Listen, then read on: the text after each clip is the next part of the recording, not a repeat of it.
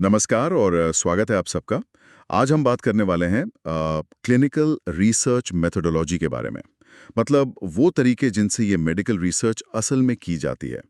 हमारे पास ना इस पर काफ़ी अच्छे एकेडमिक नोट्स हैं और हमारा मकसद है इनमें से जो काम की बातें हैं उनको निकालना।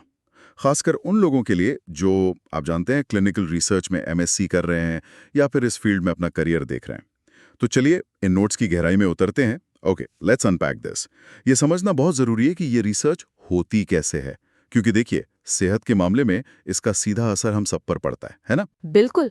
और देखिए, क्लिनिकल रिसर्च के जो सही तरीके हैं उनकी समझ ही असल में एविडेंस बेस्ड मेडिसिन ईबीएम जिसे कहते हैं, मतलब सबूतों पर आधारित इलाज, उसकी जान है। बिना अच्छी रिसर्च के हम मरीजों की देखभाल को बेहतर कैसे बनाएंगे? सही बात है। और खासकर एमएससी स्टूडेंट्स के लिए, जैसा आपने कहा, ये सिर्फ मतलब अकादमिक ज़रूरत नहीं है, ये उनके भविष्य के काम की नींव है। चाहे वो खुद रिसर्च करे या दूसरों की रिसर्च को समझकर इस्तेमाल करें। हाँ, ये तो है। तो शुरू करते हैं सबसे बुनियादी सवाल से। ये रिसर्च आखिर है क्या चीज? नोट्स कहते हैं कि ये नए फैक्ट्स खोजने के लिए एक सावधानी भरी जांच है, या फिर नया ज्ञान पाने का एक व्यवस्थित तरीका। मतलब आसान भाषा में कहूं तो सेहत से जुड़ी जानकारी को वैज्ञानिक तरीके से और सलीके से खोजना। हाँ, बिल्कुल। और इसके कुछ खास गुण हैं, ये ध्यान रखना ज़रूरी है। एक तो ये वैज्ञानिक है, मतलब अंदाजे पर नहीं, तय तरीकों पर चलती है। दूसरा, व्यवस्थित है, मतलब एक पूरी प्रक्रिया फॉलो होती है। इसका मकसद नया ज्ञान बनाना है। और हाँ, बहुत ज़रूरी बात, ये दोहराने लायक होनी चाहिए, रिप्रोड्यूसिबल जिसे कहते हैं। अच्छा, रिप्रोड्यूसिबल। हाँ, यानी कोई और भी उसी तरीके से करे तो करीब करीब वैसे ही नतीजे मिले। और साथ ही ये वस्तुनिष्ठ हो, ऑब्जेक्टिव, मतलब शोधकर्ता की अपनी पसंद नापसंद से परे हो। आपने अभी एविडेंस बेस्ड मेडिसिन ईबीएम का जिक्र किया था। जी, क्या आप थोड़ा और आसान शब्दों में बता सकती हैं कि ये क्लिनिकल प्रैक्टिस के लिए इतनी जरूरी क्यों है? जरूर। देखिए, ईबीएम का सीधा सा मतलब है कि मरीज के इलाज के लिए जो सबसे ताज़ा और भरोसेमंद सबूत मौजूद है, उनका सोच समझकर इस्तेमाल करना। अब सवाल उठता है, ये सबूत आएंगे कहाँ से? तो यही रिसर्च का रोल आता है। अच्छा। लेकिन ईबीएम सिर्फ रिसर्च नहीं है, ये समझना भी जरूरी है। इसमें डॉक्टर का अपना तजुर्बा, उसकी क्लिनिकल एक्सपर्टीज और सबसे अहम मरीज की अपनी जरूरतें और प्राथमिकताएं, वो भी शामिल होती हैं। हाँ हाँ, पेशेंट वैल्यूज। हाँ, पेशेंट वैल्यूज। तो रिसर्च हमें वो सबूत वाला हिस्सा देती है। समझ गया। मतलब रिसर्च, डॉक्टर की समझ और मरीज की मर्जी, तीनों मिलकर ईबीएम बनते हैं। ये तो काफी प्रैक्टिकल लगता है। अच्छा, तो ये रिसर्च भी कई तरह की होती होगी। नोट्स में बेसिक बनाम अप्लाइड रिसर्च का जिक्र है, ये क्या है? हाँ, ये एक तरीका है रिसर्च को बांटने का। देखिए, बेसिक रिसर्च का मकसद होता है किसी चीज की बुनियादी समझ बढ़ाना। जी। जैसे मान लीजिए, कोई बीमारी शरीर में कैसे काम करती है, उसके पीछे का विज्ञान क्या है, ये सब जानना। इसका फौरन कोई प्रैक्टिकल इस्तेमाल शायद ना दिखे, पर ये आगे की खोज के लिए नींव रखती है। ओके। और अप्लाइड रिसर्च, वो इससे कैसे अलग है? अप्लाइड रिसर्च, जैसा नाम से ही जाहिर है, वो सीधे सीधे किसी प्रैक्टिकल समस्या का हल ढूंढने के लिए होती है। जैसे किसी नई दवा का असर जांचना या किसी बीमारी का पता लगाने के लिए कोई बेहतर तरीका खोजना। इसका सीधा ताल्लुक मरीजों के इलाज से होता है। ज्यादातर जो क्लिनिकल रिसर्च हम देखते हैं वो इसी कैटेगरी में आती है। एक और क्लासिफिकेशन है क्वालिटेटिव बनाम क्वांटिटेटिव, ये क्या है? हाँ, ये भी बहुत महत्वपूर्ण है। क्वांटिटेटिव रिसर्च का लेना देना होता है आंकड़ों से, संख्याओं से, नापतौल से। इसमें अक्सर एक परिकल्पना, मतलब एक अंदाजा बनाकर शुरू करते हैं और फिर डेटा इकट्ठा करके देखते हैं कि वो अंदाजा सही है या नहीं। जैसे सर्वे वगैरह? हाँ, जैसे सर्वे हो गए, लैब के नाप हो गए, या किसी दवा का असर आंकड़ों में देखना, ये सब क्वांटिटेटिव है। इसका फायदा है कि ये बड़े ग्रुप पर किया जा सकता है और नतीजे काफी हद तक मतलब वस्तुनिष्ठ होते हैं। और क्वालिटेटिव वो आंकड़ों से परे है? बिल्कुल। क्वालिटेटिव रिसर्च आंकड़ों के बजाय अनुभवों, विचारों और लोगों की धारणाओं को समझने की कोशिश करती है।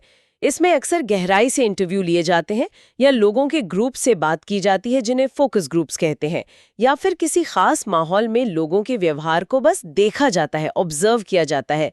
ये हमें बताती है कि लोग किसी चीज को क्यों महसूस करते हैं या कैसे अनुभव करते हैं।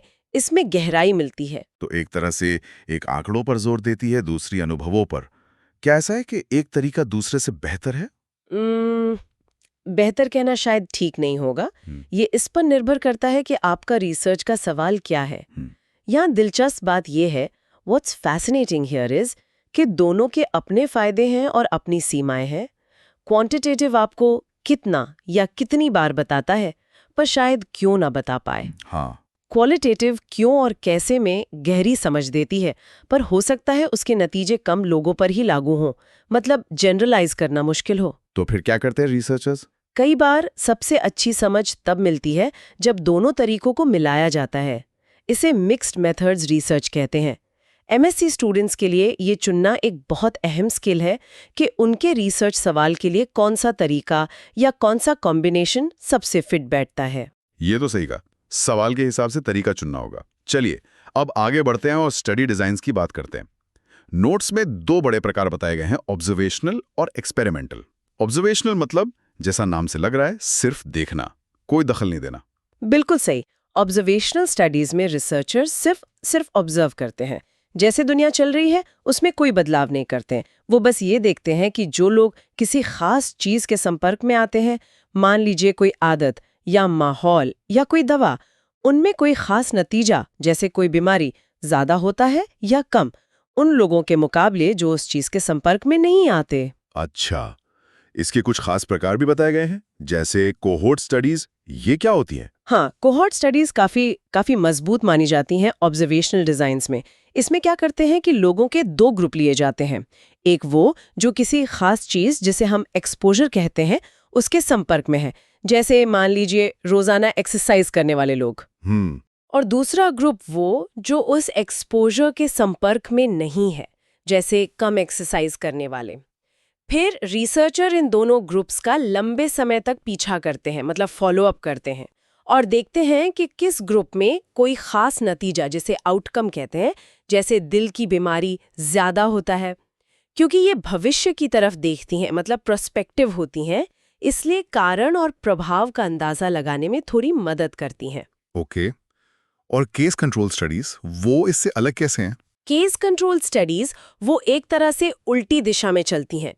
इसमें रिसर्चर उन लोगों से शुरू करते हैं जिनमें वो नतीजा, वो आउटकम पहले से मौजूद है, जैसे मान लीजिए कोई खास तरह का कैंसर। तो ये लोग हुए केस। ठीक है। फिर इनकी तुलना ऐसे लोगों से की जाती है जिनमें वो नतीजा नहीं है, ये हुए कंट्रोल। इसके बाद पीछे मुड़कर देखा जाता है, मतलब रेट्रोस्पेक्टिवली, कि दोनों ग्रुप्स में पहले वो खास एक्सपोजर किसका ज्यादा था, किसका कम। अच्छा, ये तो बिल्कुल उल्टा है। हाँ, ये दुर्लभ बीमारियों के लिए काफी अच्छी होती हैं, क्योंकि आपको मरीज मिलने तक इंतजार नहीं करना पड़ता और जल्दी हो जाती है, सस्ती भी होती है। लेकिन इनमें एक दिक्कत है। एक तो याददाश्त पर निर्भर रहना पड़ता है, जिसे रिकॉल बायस कहते हैं, लोग भूल जाते हैं या गलत याद रखते हैं। और दूसरा, ये पक्का नहीं बता सकती कि एक्सपोजर ही नतीजे का कारण था, बस एक एसोसिएशन दिखा सकती हैं। एक और का नाम था क्रॉस सेक्शनल स्टडीज। ये तो शायद एक स्नैपशॉट की तरह है। एकदम सही पकड़ा आपने। क्रॉस सेक्शनल स्टडी बिल्कुल एक ही समय पर किसी ग्रुप की तस्वीर खींचने जैसा है। इसमें एक ही बार में लोगों से उनके एक्सपोजर और उनके आउटकम दोनों के बारे में पूछा जाता है। ये किसी बीमारी के फैलाव, मतलब प्रिवेलेंस का पता लगाने के लिए बहुत बढ़िया हैं। तेज होती हैं, सस्ती होती हैं, पर इनकी भी वही सीमा है, ये नहीं बता सकती कि पहले क्या हुआ, एक्सपोजर या आउटकम। कारण कार्य का पता नहीं चलता। तो ये तो हुई ऑब्जर्वेशनल स्टडीज, जिनमें हम सिर्फ देखते हैं। अब आते हैं एक्सपेरिमेंटल स्टडीज पर। यहां रिसर्चर खुद कुछ करते हैं, कोई इंटरवेंशन देते हैं, और इसमें सबसे ज्यादा नाम सुनाई देता है रैंडमाइज्ड कंट्रोल ट्रायल्स, यानी आरसीटीज का, है ना? इन्हें गोल्ड स्टैंडर्ड क्यों कहा जाता है? हाँ, आरसीटीज को कारण कार्य संबंध स्थापित करने के लिए सबसे मजबूत, सबसे विश्वसनीय तरीका माना जाता है। और गोल्ड स्टैंडर्ड कहने की मुख्य वजह है रैंडमाइजेशन। रैंडमाइजेशन मतलब? रैंडमाइजेशन का मतलब है कि स्टडी में जो लोग हिस्सा ले रहे हैं उन्हें पूरी तरह किस्मत के आधार पर रैंडमली अलग-अलग ग्रुप्स में बांटा जाता है। जैसे मान लीजिए एक ग्रुप को नई दवा, ये हुआ इंटरवेंशन ग्रुप, और दूसरे ग्रुप को या तो पुरानी दवा या फिर प्लेसेबो। प्लेसेबो, वो नकली दवा। हाँ, दिखने में बिल्कुल दवा जैसी, पर उसमें कोई एक्टिव तत्व नहीं होता। ये कंट्रोल ग्रुप होता है। अच्छा, तो इस रैंडमाइजेशन का फायदा क्या है? क्यों है ये इतना जरूरी? इसका सबसे बड़ा फायदा ये है कि रैंडमाइजेशन ये पक्का करने की कोशिश करता है कि इलाज शुरू होने से पहले दोनों ग्रुप्स हर तरह से लगभग एक जैसे हों। उनकी उम्र, बीमारी कितनी गंभीर है, उनकी बाकी आदतें, सब कुछ। तो अगर स्टडी के आखिर में दोनों ग्रुप्स के नतीजों में कोई फर्क आता है, तो हम ज़्यादा भरोसे से कह सकते हैं कि ये फर्क उस नई दवा या इलाज की वजह से ही है, किसी और छुपी हुई वजह से नहीं। ये कन्फाउंडिंग फैक्टर्स को कंट्रोल करता है, पूर्वाग्रह, बायस को कम करता है। ये तो सुनने में बहुत ही सॉलिड लगता है, लेकिन क्या आरसीटीज हमेशा की जा सकती हैं या इनकी भी कुछ सीमाएं हैं? बिल्कुल सीमाएं हैं।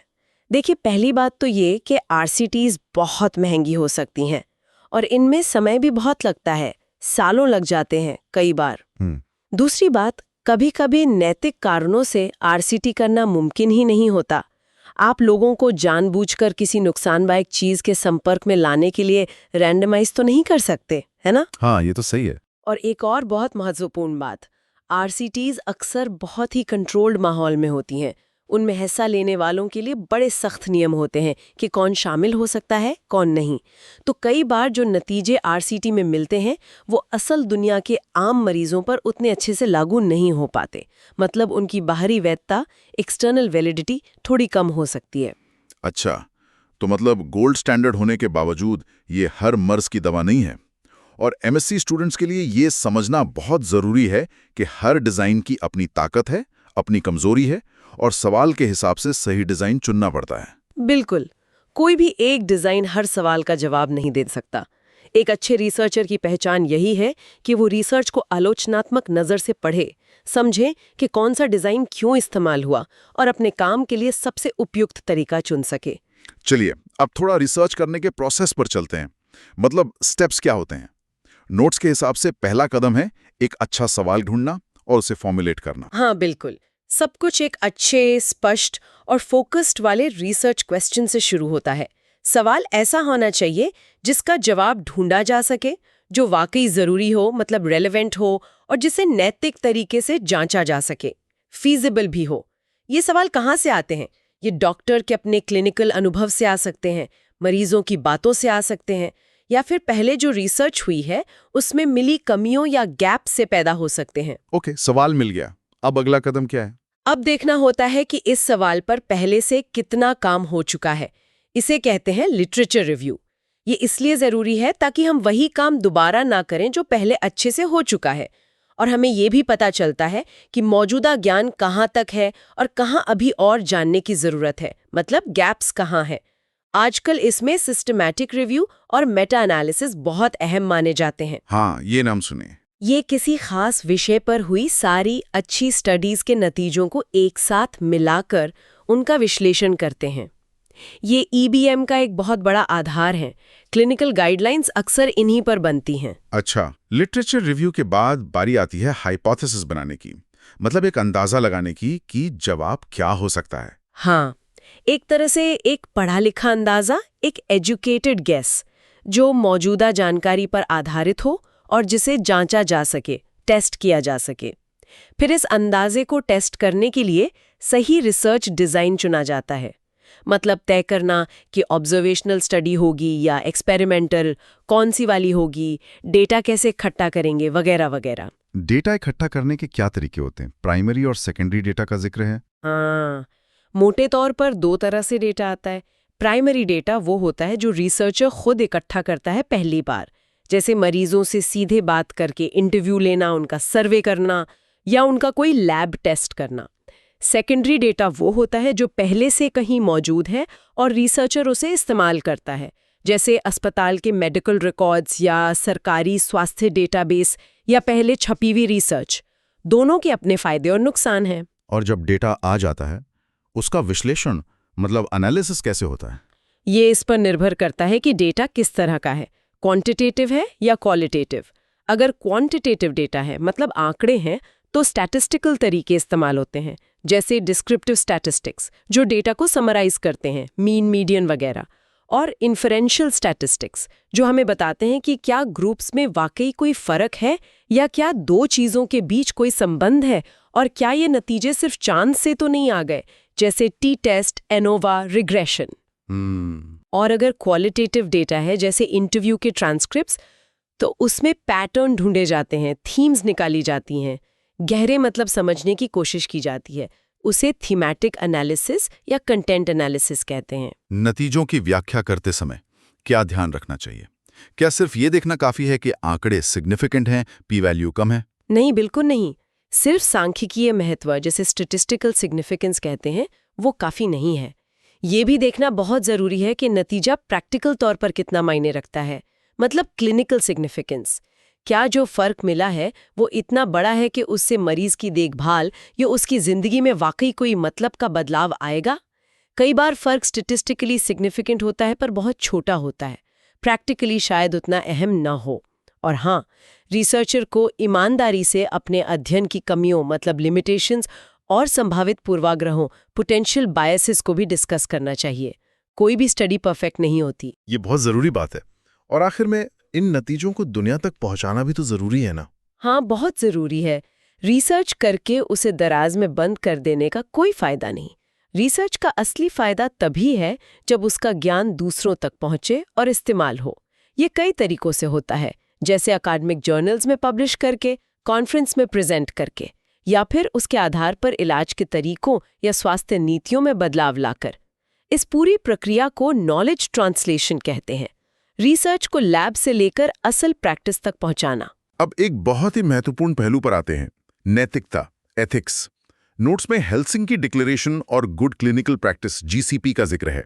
ये क्या है? हाँ, इंसान पर होने वाली किसी भी रिसर्च में नैतिकता, एथिक्स सबसे ऊपर है। ये नॉन नेगोशिएबल है। हेल्सिंकी डिक्लेरेशन ये एक तरह से अंतर्राष्ट्रीय गाइडलाइन है जो कुछ बुनियादी नैतिक सिद्धांत बताती है, जैसे कि स्टडी में हिस्सा लेने वाले व्यक्ति की सुरक्षा, उसके अधिकार और उसका कल्याण सबसे ऊपर है। उन्हें पूरी जानकारी देकर उनकी मर्जी, उनकी सहमति लेना जरूरी है, जिसे इन्फॉर्म्ड कंसेंट कहते हैं। और रिसर्च तभी करनी चाहिए जब उसका संभावित फायदा उसमें शामिल जोखिम से ज्यादा हो। और ये इन्फॉर्म्ड कंसेंट क्या है? क्या ये सिर्फ एक फॉर्म पर साइन करवाना होता है? दस्तखत करवाना नहीं है। ये एक पूरी प्रक्रिया है, एक ऑनगोइंग डायलॉग है। इसमें हिस्सा लेने वाले व्यक्ति को स्टडी के बारे में सब कुछ साफ साफ आसान भाषा में समझाना होता है। स्टडी का मकसद क्या है, उसमें क्या क्या करना होगा, क्या फायदे हो सकते हैं, क्या नुकसान या जोखिम हैं, उनके अधिकार क्या हैं, जैसे कि वो कभी भी बिना कोई कारण बताए स्टडी छोड़ सकते हैं, उनकी जानकारी कैसे गुप्त रखी जाएगी, ये सब कुछ। और ये उनकी अपनी भाषा में होना चाहिए, बिना किसी दबाव के। उन्हें सवाल पूछने का पूरा मौका मिलना चाहिए और समझने का वक्त मिलना चाहिए। ये सिर्फ एक कागज नहीं, ये रिसर्चर और पार्टिसिपेंट के बीच आपसी समझ और भरोसे का मामला है। और गुड क्लिनिकल प्रैक्टिस जीसीपी के बारे में क्या? जीसीपी खास तौर पर क्लिनिकल ट्रायल्स के लिए अंतर्राष्ट्रीय स्तर पर माने गए नैतिक और वैज्ञानिक क्वालिटी स्टैंडर्ड्स हैं। इनका मकसद ये पक्का करना है कि ट्रायल्स नैतिक रूप से सही हों, वैज्ञानिक रूप से मजबूत हों, जो डेटा इकट्ठा किया जाए वो सटीक और भरोसेमंद हो, और सबसे जरूरी कि स्टडी में हिस्सा लेने वाले लोगों की सुरक्षा और अधिकारों का पूरा ध्यान रखा जाए।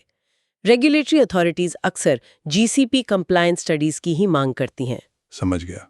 चलिए अब कुछ और जरूरी शब्द समझ लेते हैं जो रिसर्च में बार बार सुनने में आते हैं, जैसे वेरिएबल्स, इंडिपेंडेंट, डिपेंडेंट और एक कंफाउंडिंग वेरिएबल भी होता है। हाँ, वेरिएबल का सीधा मतलब है कोई भी चीज जो बदल सकती है या जिसे नापा जा सकता है। इंडिपेंडेंट वेरिएबल वो होता है जिसे रिसर्चर या तो बदलता है, मैनिपुलेट करता है या जिसका असर देखना चाहता है, जैसे दवा की डोज। ये कथित कारण होता है। डिपेंडेंट वेरिएबल वो नतीजा या आउटकम होता है जिसे नापा जाता है, ये देखने के लिए कि इंडिपेंडेंट वेरिएबल का उस पर क्या असर हुआ, जैसे ब्लड प्रेशर में बदलाव। ये कथित प्रभाव होता है। और कंफाउंडिंग वेरिएबल, हाँ ये थोड़ा ट्रिकी है। ये एक तरह से छुपा हुआ दुश्मन है। छुपा हुआ दुश्मन। हाँ, क्योंकि ये इंडिपेंडेंट वेरिएबल कारण और डिपेंडेंट वेरिएबल प्रभाव दोनों से जुड़ा होता है, और ये उनके बीच के असली रिश्ते को गड़बड़ कर सकता है, उसे छुपा सकता है या झूठा रिश्ता दिखा सकता है। जैसे अगर हम शराब पीने और दिल की बीमारी का रिश्ता देख रहे हैं, तो स्मोकिंग एक कन्फाउंडर हो सकता है, क्योंकि स्मोकिंग करने वाले लोग शायद शराब भी ज़्यादा पीते हों और स्मोकिंग खुद भी दिल की बीमारी का कारण है।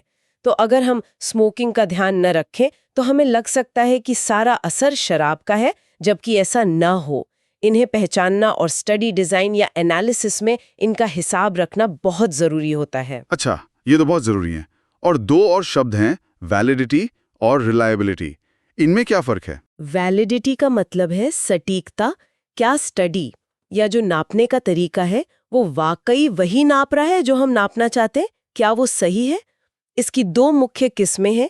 इंटरनल वैलिडिटी बताती है कि स्टडी के जो नतीजे आए हैं वो उसी ग्रुप के लिए कितने सही हैं, उनमें कितना बायस नहीं है। आरसीटीज की इंटरनल वैलिडिटी आमतौर पर अच्छी मानी जाती है। एक्सटर्नल वैलिडिटी बताती है कि क्या ये नतीजे स्टडी वाले ग्रुप के अलावा दूसरी आबादी पर, असल दुनिया में भी लागू होंगे? क्या हम इन्हें जनरलाइज कर सकते हैं? और रिलायबिलिटी का मतलब है स्थिरता या कंसिस्टेंसी। अगर हम उसी चीज को दोबारा नापें या कोई और उसे नापे तो क्या नतीजा लगभग वही मिलेगा? क्या हमारा नापने का तरीका भरोसेमंद है? ठीक है, वैलिडिटी मतलब सटीकता, रिलायबिलिटी मतलब स्थिरता। और एक आखिरी शब्द है बायस, यानी पूर्वाग्रह। इसके बारे में थोड़ा बताइए। रिसर्च की प्रक्रिया में कोई ऐसी व्यवस्थित गड़बड़ी या कमी जिसकी वजह से नतीजे सच्चाई से हटकर किसी खास दिशा में झुक जाएं। ये रैंडम गलती नहीं है, ये सिस्टमैटिक एरर है। और ये कई तरह का हो सकता है, रिसर्च के किसी भी स्टेज पर आ सकता है। जैसे सिलेक्शन बायस, अगर स्टडी में शामिल होने वाले लोग किसी खास तरीके से बाकी आबादी से अलग हों। इंफॉर्मेशन बायस, अगर जानकारी इकट्ठा करने के तरीके में ही कोई गड़बड़ी हो, जैसे एक ग्रुप से ज्यादा ध्यान से पूछना, दूसरे से कम। रिकॉल बायस, हमने केस कंट्रोल में बात की थी, जब लोग पुरानी बातें ठीक से याद ना रख पाएं, खासकर अगर वो बीमार हों। ऑब्जर्वर बायस, जब रिसर्चर की अपनी उम्मीदें नतीजों को रिकॉर्ड करने के तरीके को प्रभावित कर दे। पब्लिकेशन बायस, जब सिर्फ पॉजिटिव नतीजे वाली स्टडीज छपती हैं, नेगेटिव या बिना नतीजे वाली नहीं। रिसर्चर के लिए बायस के इन अलग अलग स्रोतों को पहचानना और उन्हें कम करने की कोशिश करना बहुत ज़रूरी है, ताकि नतीजे ज़्यादा भरोसेमंद हों। बिल्कुल। तो इन सब बातों का अगर हम निचोड़ निकालें, खासकर एमसी स्टूडेंट्स के लिए, तो मुख्य बातें क्या होंगी? मेरे हिसाब से कुछ मुख्य टेकअवेज ये हैं। पहला, रिसर्च के तरीकों की अच्छी समझ होना अच्छे क्लिनिकल प्रैक्टिस और एविडेंस बेस्ड मेडिसिन के लिए बिल्कुल बुनियाद है। इसके बिना काम नहीं चलेगा। दूसरा, अपने रिसर्च के सवाल के लिए सही स्टडी डिज़ाइन चुनना सीखें। हर डिज़ाइन की ताकत और कमजोरी को पहचानना बहुत ज़रूरी है। तीसरा, अपने काम में वैज्ञानिक कठोरता मतलब रिगर बनाए रखें। मेथड्स को ठीक से फॉलो करें ताकि नतीजे भरोसेमंद हों। चौथा, नैतिकता को हमेशा सबसे ऊपर रखें। पार्टिसिपेंट्स का सम्मान और सुरक्षा सर्वोपरि है, खासकर इन्फॉर्म्ड कंसेंट की प्रक्रिया। पांचवां, दूसरों की रिसर्च को सिर्फ पढ़ना नहीं, उसे आलोचनात्मक नज़र से देखना सीखें। बायस कहाँ हो सकता है, कमियां क्या हैं, ये पहचानें। क्रिटिकल अप्रेजल स्किल्स डेवलप करें। और छठा, सिर्फ रिसर्च करने तक ही न रुकें, उसके नतीजों को मरीजों की भलाई के लिए प्रैक्टिस में या पॉलिसी में लाने की कोशिश करें। नॉलेज ट्रांसलेशन में सक्रिय भूमिका निभाएं। बहुत खूब, ये काफ़ी अच्छे पॉइंट्स हैं। तो ये थी क्लिनिकल रिसर्च मेथोडोलॉजी की दुनिया में हमारी आज की कह सकते हैं गहन पड़ताल। हमने परिभाषाओं से लेकर अलग अलग डिज़ाइंस, पूरी प्रक्रिया, नैतिकता के पहलू और कुछ ज़रूरी शब्दों तक कई पहलुओं को छूने की कोशिश की है। तो इस सब का क्या मतलब है? So what does this all mean? मेरे ख्याल से सीधा सा मतलब यह है कि अच्छी तरह से डिज़ाइन की गई, भरोसेमंद और नैतिक तरीके से की गई रिसर्च ही बेहतर इलाज और बेहतर स्वास्थ्य सेवाओं की कुंजी है, उसकी बुनियाद है। और जाते जाते मैं एक सवाल छोड़कर जाना चाहूंगी जिस पर हमारे सुनने वाले खासकर स्टूडेंट्स सोच सकते हैं। हमने देखा कि हर स्टडी डिज़ाइन की अपनी सीमाएं हैं, अपनी ताकतें हैं। RCTs गोल्ड स्टैंडर्ड हैं, पर हमेशा संभव नहीं। ऑब्जर्वेशनल स्टडीज़ में कन्फाउंडल का खतरा रहता है। तो मेरा सवाल ये है कि भविष्य में रिसर्चर कैसे अलग-अलग तरीकों को, जैसे क्वांटिटेटिव और क्वालिटेटिव को, या एक्सपेरिमेंटल और ऑब्जर्वेशनल डेटा को और बेहतर ढंग से मिलाकर जटिल स्वास्थ्य समस्याओं की एक ज़्यादा समग्र तस्वीर हासिल कर सकते हैं। मिक्स्ड मेथड्स या दूसरे इनोवेटिव अप्रोच का क्या रोल होगा? और क्या हमें हमेशा सबूतों के पारंपरिक पिरामिड, वो हायरार्की ऑफ एविडेंस जिसमें RCT सबसे ऊपर है, उसी पर पूरी तरह निर्भर रहना चाहिए? या फिर हमें असल दुनिया के डेटा, रियल वर्ल्ड एविडेंस जैसे दूसरे तरह के सबूतों को समझने, उनका मूल्यांकन करने और उन्हें क्लिनिकल फैसलों में इस्तेमाल करने के नए और शायद ज़्यादा व्यवहारिक तरीके खोजने की ज़रूरत है? ये वो सवाल हैं जिन पर आने वाले समय के रिसर्चर्स को सोचना होगा और शायद नए जवाब खोजने होंगे।